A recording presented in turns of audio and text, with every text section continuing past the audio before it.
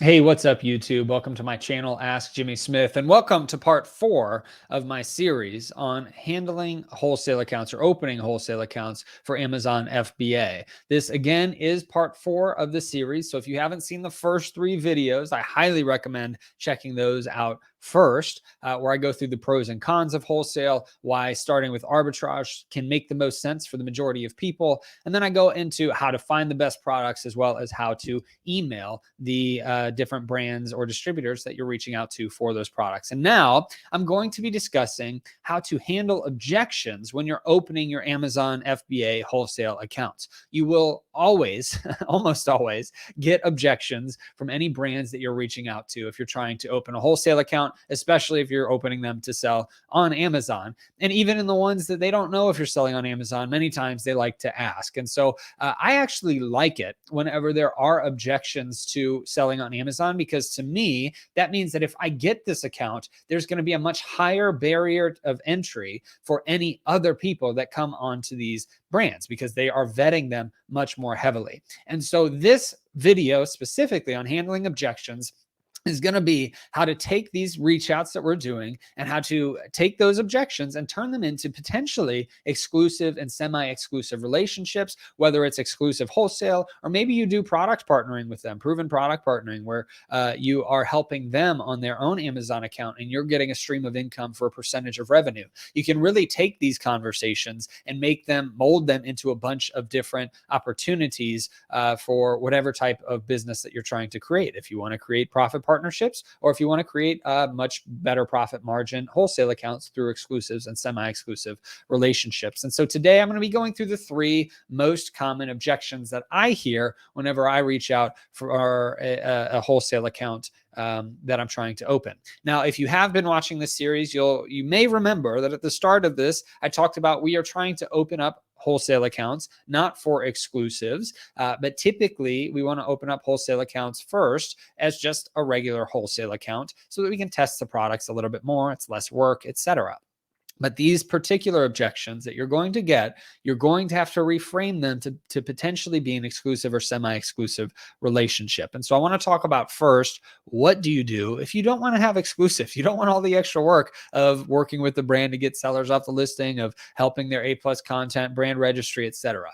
Well, if you get into this conversation and you're connected to more sellers through the My Silent Team Facebook group, which I highly recommend joining. There's over 70,000 members in there. It's bit.ly/MST group. It's also linked in the description. If you're among a community of sellers that typically have way different types of businesses, depending on who you're talking to, you can create a relationship with somebody else that if you get an exclusive wholesale account, you can partner with them to deal with all of the other headaches that can come from having exclusive or semi-exclusive relationships. Somebody that actually specializes in those things. So don't just pass up on opportunities for exclusive wholesale accounts because you don't want to do the work, but create extra partnerships with people that love doing this work. And maybe you can get a small portion of their revenue or their profit, and you can have a good business model where you can create multiple streams of income doing this. I've done this a couple different times because I didn't want to handle the work of an exclusive relationship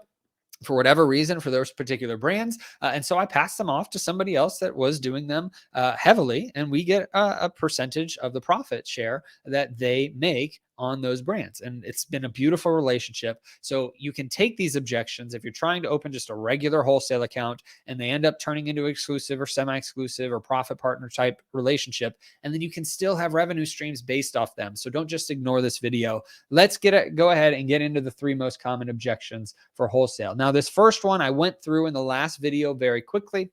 And so I'm going to go through this at a little bit more detail here, but then the next 2 are going to be some new ones that we hadn't discussed before. So this very first one is we already have enough Amazon sellers and we do not want any more. So in the prior series, the prior video, it was how do we answer the question of, hey, do you sell on Amazon? In this particular one, we're talking about these objections. We already have enough Amazon sellers and we don't want any more. So here's my recommendation.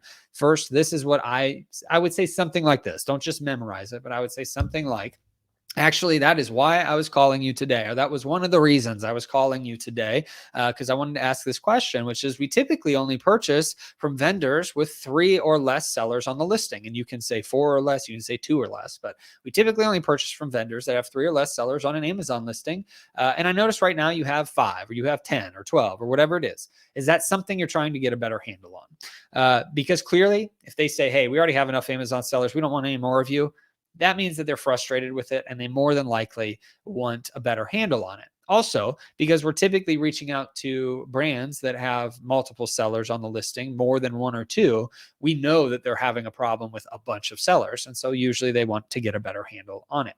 So if they say, now here's an objection, but let's say you piqued their interest with that question and they say, actually, yes, we'd love some help. Is that something you help with? Or what can you do? Something to that effect.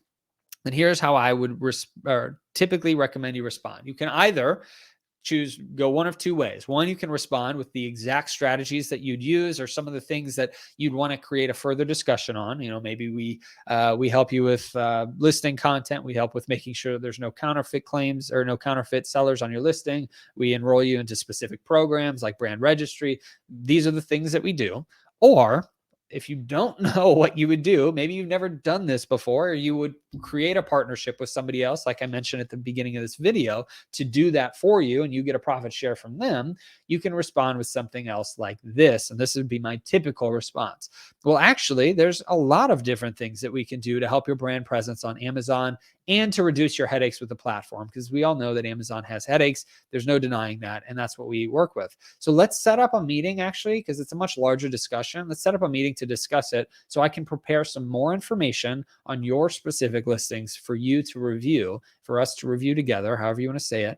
Would next Tuesday, and I meant to say at 2 p.m. Central Time, work for you? That is a great way to say, oh, wow, yeah, if they're asking, if they're actually interested, you get to push off this meeting so you can be more prepared for their particular listings, but you also can bring in another specialist if you don't know what you're doing to actually help with this problem, and you can create that partnership there. I love being able to buy some time.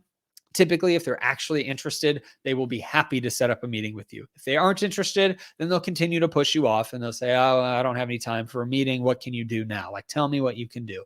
And then that becomes a big pain. I don't know if I'd want to work with somebody like that anyway. I'd rather say, well, there's a lot of things we can do, as I just mentioned, and I don't want to just cram it all in on a 2-minute phone call. I'd love to give you a much more detailed review of your brand, of your presence on Amazon, and the specific tactics and strategies we'd take after looking at all of your listings combined, because there's different things that we would do based off each individual listing. I'm not going to go through every single one and list out each listing what we would do, but I will give you, after looking at all of them, I'll give you our highest recommendations. And I may bring on an extra specialist to be on the call with us, because this is what we do for a living. This is how we help brands. So that is what I would say if you do get them interested.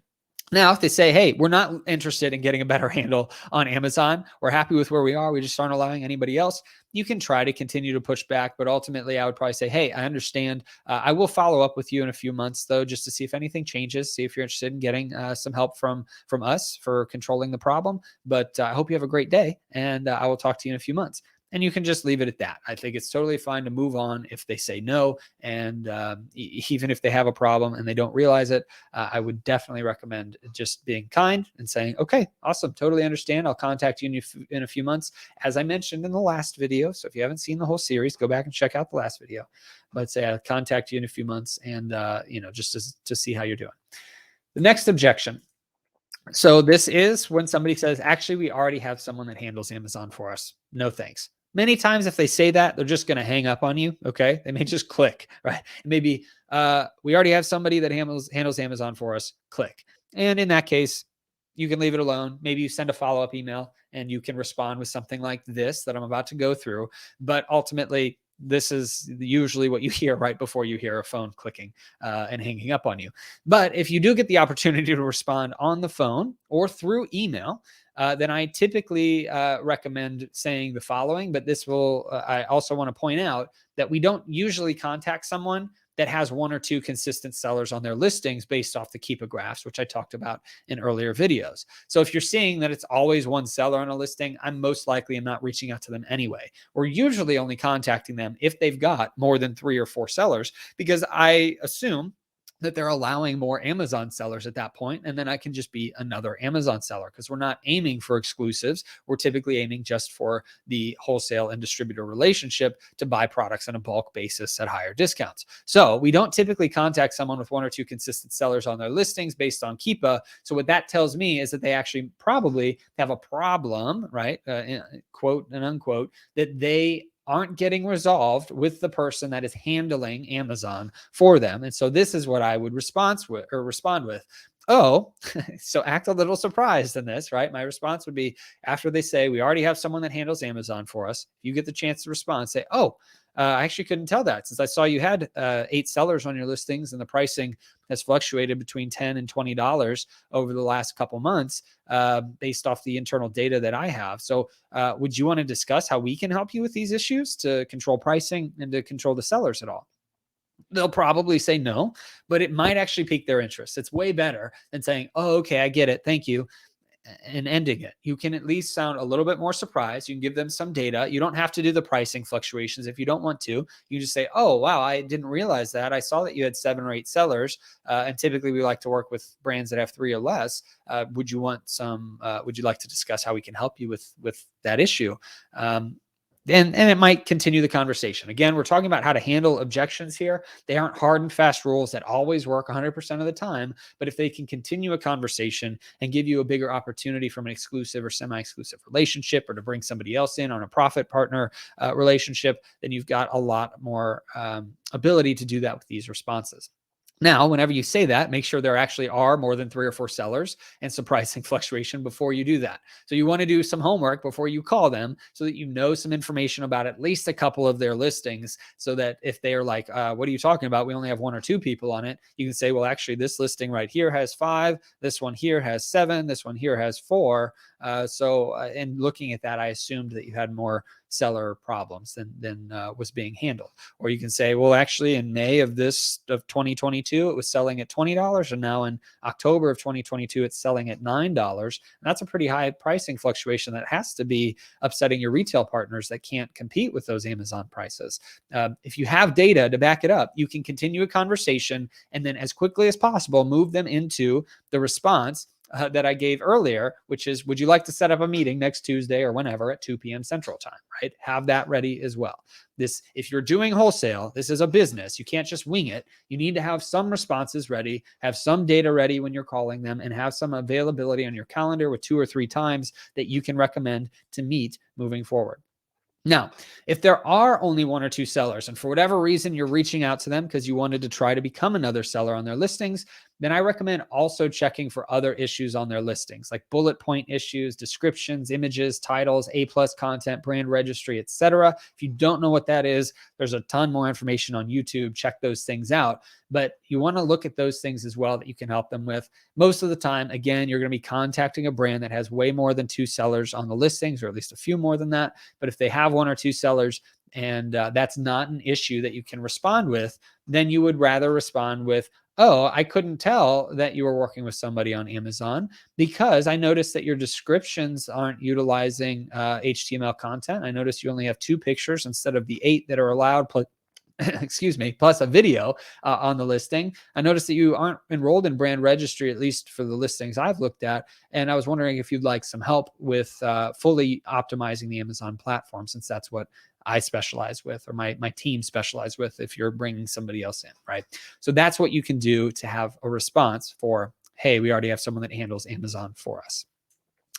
The third most common objection that I see, which, by the way, if you've seen other objections on top of these, please post them in the comments below. I'd love to formulate responses on them, and I can potentially give you some responses in the comments with my answers, or I can make a separate video going through some more common objections if you like this video. So the third most common one is, we don't allow Amazon sellers to sell our products. To me, this is the easiest one to deal with. Many times you could still have a click after you hear that response, and then you can follow up with an email or follow up a week later with a phone call and just say, hey, I know you don't allow Amazon sellers to sell your products, but I'd love to talk to you about this issue. But the reason that this is the easiest one to handle is because you can whenever I used to do sales, I used to sell commercial insurance, and they talk about, and it's not the kindest term, but professionally punching somebody in the face.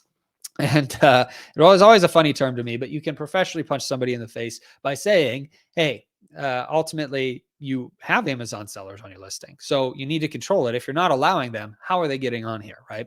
So here's what I typically would respond with. Hey, I totally understand that you don't allow Amazon sellers on your listings and you don't want to sell to other Amazon sellers because it creates a bigger headache and problem for you, right? But it is interesting, however, that you currently have 8 sellers on your listings with varying pricing fluctuations based off our internal data. Is that something you'd like help with? Because if you don't allow Amazon sellers to sell your products, how are they getting onto these listings? I can help you with that. If you can come at it confidently from that, they may be very interested, because if they say we don't allow Amazon sellers to sell our products, they're saying that because they typically don't have somebody else that is helping them with the Amazon problem. So you may be the first one to be able to actually come to them, provide a solution. And if they say, actually, yes, we would love to have some help with that, in which case you can follow that prior advice I gave you earlier about, okay, cool. Well, there's a lot more that we can do from an Amazon side. So I'd love to set up a meeting next week where I can give you some specific examples of what we can do, bring in some partners, or, just meet with you if it's you. And we can dig deep into what we would do for your brand or for your company. And so that is what I would follow if they are interested in it. Again, this is the easiest one to overcome if they don't just hang up on you, which is because you can point out to them, professionally punch them in the face, as I was always told. I know it's probably not the best term to use, but you're saying, hey, I get that you're not allowing Amazon sellers, but you've got a problem. And if you don't allow sellers, then this problem is something you need to deal with. I can help with that, right? And so that is the way that I would respond to these objections. Now, the next video in this series, I'm going to be going through some extra tips after getting a wholesale account. What do you do? Other things that you can do to grow your wholesale business, etc. Please comment below. Let me know your thoughts on this video, other objections you'd like to hear me respond to, but also let me know other things you'd like to see me do a video on from a wholesale series standpoint, arbitrage standpoint, private label standpoint, whatever it is that you want to see me do a video on, please post that, because I do take those into consideration, and I do usually do videos on those topics if it's something I can speak to properly.